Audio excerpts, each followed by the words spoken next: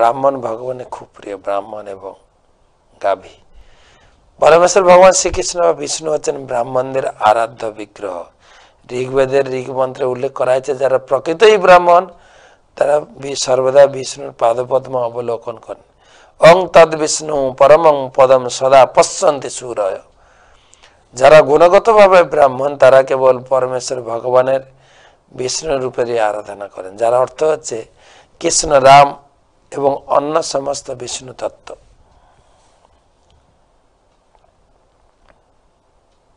তথাকথিত সমস্ত ব্রাহ্মণেরা যাদের ব্রাহ্মণ পরিবারে জন্ম হয়েছে কিন্তু যাদের কার্যকলাপ বৈষ্ণব বিরোধী তাদেরকে ব্রাহ্মণ বলে স্বীকার করা হয় না, স্বীকার করা যায় না। কেননা ব্রাহ্মণ মানেই হচ্ছে বৈষ্ণব, বৈষ্ণব মানেই হচ্ছে ব্রাহ্মণ। ব্রাহ্মণ বৈষ্ণবের কোনো তফাৎ নেই, তো একটা স্তরের ভাগ আছে, এটাই তুলনা করছেন আমাদের আজকে আলোচনা। ব্রাহ্মণ বড় ভার্স বৈষ্ণব বড়, এই পর্যায়ে এই পয়েন্টে আসছি। ব্রাহ্মণ মানেই বৈষ্ণব, বৈষ্ণব মানেই হচ্ছে ব্রাহ্মণ। যে ব্যক্তি ভগবানের ভক্ত হয়েছেন তিনিও ব্রাহ্মণ। ব্রাহ্মণ শব্দটির সংজ্ঞা ব্রহ্ম জানাইতি ব্রাহ্মণ। যিনি ব্রাহ্মণকে জানেন, ব্রাহ্মণ হচ্ছেন তিনি যিনি ব্রহ্মকে জানেন, আর বৈষ্ণব হচ্ছেন তিনি যিনি ভগবানকে জানেন।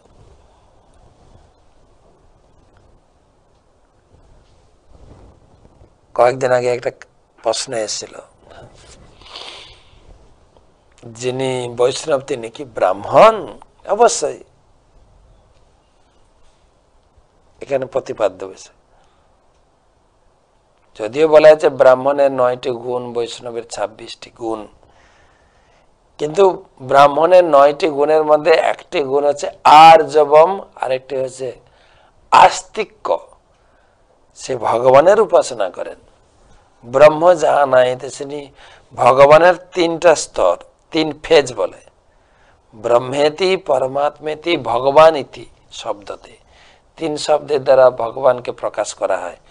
তিনি হচ্ছেন ব্রহ্ম, তিনি হচ্ছেন পরমাত্মা, তিনি হচ্ছেন ভগবান। তো এখানে সেটাই বলা হচ্ছে,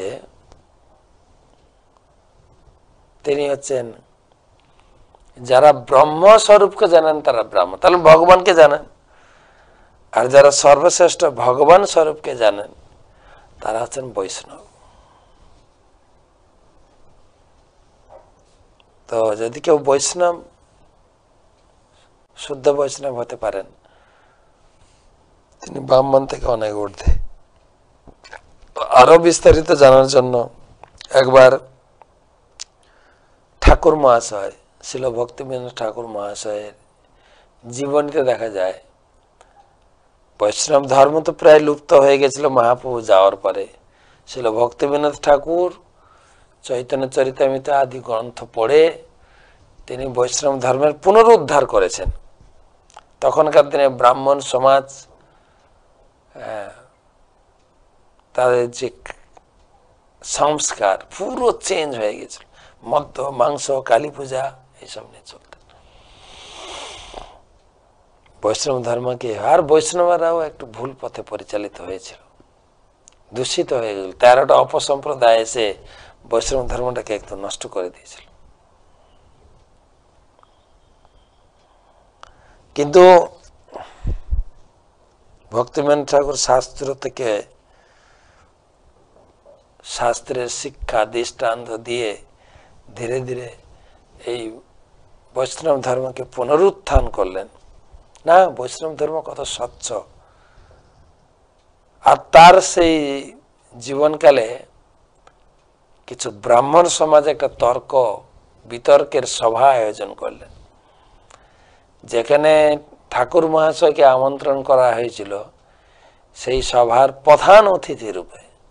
ব্রাহ্মণ বড় না বৈষ্ণব বড়, তার জীবনীতে পাওয়া যায়। ব্রাহ্মণ বৈষ্ণব সম্বন্ধে এই আলোচনা সম্পূর্ণ গ্রন্থে রয়েছে, সেই গ্রন্থটা। তো সেখানে প্রকাশ করছেন তো তারপরে ভক্তিবিনোদ ঠাকুর তিনি তার সুযোগ্য পুত্র ছিল ভক্তি সিদ্ধান্ত সরস্বতী ঠাকুর ছিল প্রভুপাদকে পাঠালেন, যে আমার যাওয়ার দরকার নেই, তুমি যাও। ভক্তিবিনোদ ঠাকুর সেই সভাটা এড়িয়ে গেলেন। তিনি বিমলা প্রসাদ শ্রী ভক্তি সিদ্ধান্ত সরস্বতী ঠাকুরকে পাঠালেন। এই বিতর্ক সভার আয়োজন হয়েছিল মেদিনীপুরের বালিগাইতে, বইটি পাওয়া যায় এখন। তো সেখানে প্রথমে ছিল ভক্তি সিদ্ধান্ত সরস্বতী ঠাকুর শাস্ত্রের বহু প্রমাণ এবং শ্লোক উদ্ধৃতি করে ব্রাহ্মণের প্রশংসা করলেন। ব্রাহ্মণ কত শ্রেষ্ঠ, ভগবানের কত প্রিয়। সভাসদ যত বিদ্বান পণ্ডিত সকলে ছিলেন, হাততালি আর হাততালি ব্রাহ্মণদের পক্ষ থেকে। যারা বৈষ্ণব ছিলেন তারা চিন্তা করছেন, আরে ভক্তি সিদ্ধান্ত সরস্বতী ঠাকুর এসছেন, বৈষ্ণবকে প্রতিষ্ঠা করা যায়, ব্রাহ্মণদের জয় জয়। তো তাদেরকে জয় জয়কার করে ধীরে ধীরে এবারে ব্রাহ্মণ সম্বন্ধে দর্শন প্রদান করার পরে তিনি বৈষ্ণব দর্শন স্থাপন করে ব্রাহ্মণদের সমস্ত দর্শনগুলোকে খণ্ডন করলেন। ধীরে ধীরে প্রমাণ করে তিনি খাড়া করলেন বৈষ্ণবরাই হচ্ছেন শ্রেষ্ঠ। 26টা গুণ, এবং বৈষ্ণবদের মধ্যে এই ব্রাহ্মণ গুণাবলী রয়েছে, যেগুলো 9টা গুণাবলী। তাই ব্রাহ্মণ যিনি ব্রহ্মকে জানেন, বৈষ্ণব আছে যিনি পরমেশ্বর ভগবানকে জানেন। ব্রহ্ম উপলব্ধি হচ্ছে ভগবত উপলব্ধি প্রারম্ভিক স্তর। যিনি ভগবানকে জানেন তিনি ভগবানের ব্রহ্ম সম্বন্ধেও অবগত। তাই যিনি বৈষ্ণব হয়েছেন তিনি ইতিমধ্যেই ব্রাহ্মণ হয়ে গেছেন। এখানে লক্ষ্য করার বিষয় যে এই অধ্যায়ে ভগবান স্বয়ং ব্রাহ্মণদের মহিমা বর্ণনা করেছেন,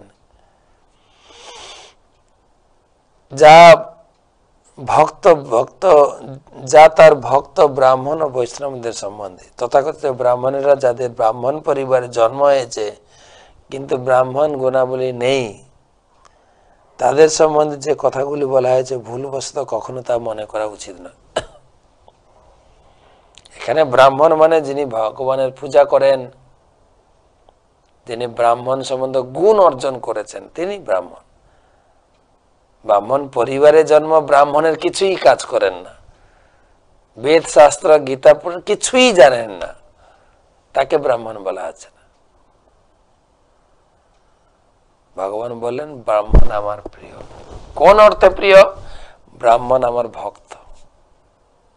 আর বেশিরভাগ ব্রাহ্মণকে দেখা যায় তারা ভগবানের পূজা করেন, এই কালী পূজা, দুর্গা পূজা, শক্তি আরাধনা নিয়ে থাকেন, ব্রহ্ম সম্বন্ধে ধারণাই নেই।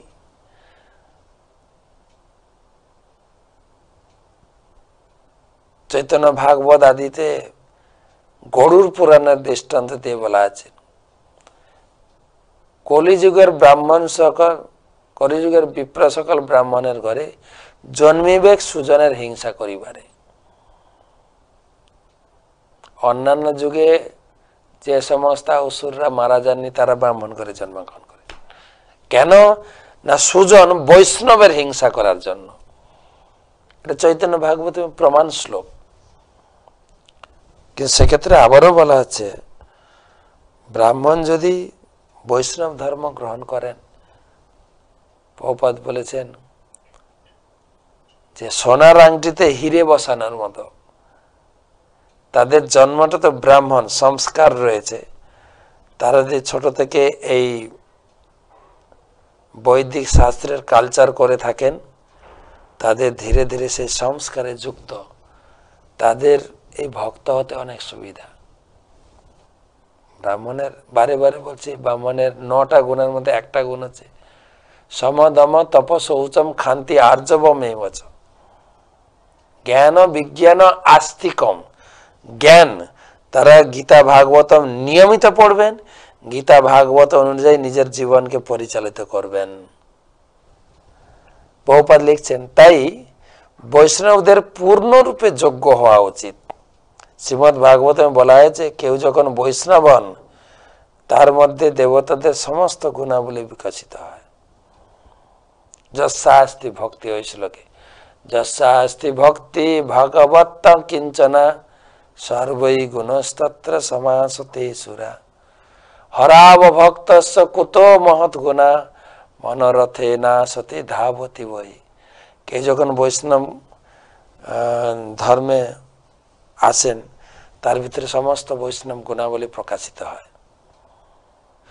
যে বৈষ্ণবদের যোগ্য, পূর্ণরূপে যোগ্য হওয়া উচিত। শ্রী চৈতন্য চরিতামৃতে 26টি গুণের উল্লেখ হয়েছে। ভক্তের সর্বদা সচেতন থাকা উচিত তার কৃষ্ণ ভক্তের উন্নতির সঙ্গে সঙ্গে তার বৈষ্ণবিত গুণাবলীও যেন বর্ধিত হয়। ভক্তকে নির্দোষ হওয়া উচিত, কেননা ভক্তকৃত অপরাধ ভগবানের শ্রীঅঙ্গের কলঙ্ক স্বরূপ। ভক্তের কর্তব্য হচ্ছে অন্যের প্রতি তার আচরণ সম্বন্ধে সর্বদা সচেতন থাকা, বিশেষ করে অন্য ভক্তদের প্রতি। অত্যন্ত সুন্দর শিক্ষা। আমরা কেবল ভাগবতমের লীলা কাহিনী শ্রবণ করছি না, বাস্তবিক আমাদের আচরণ বিধি, আমাদের চলতে ফিরতে কতটা সাবধান হওয়া উচিত।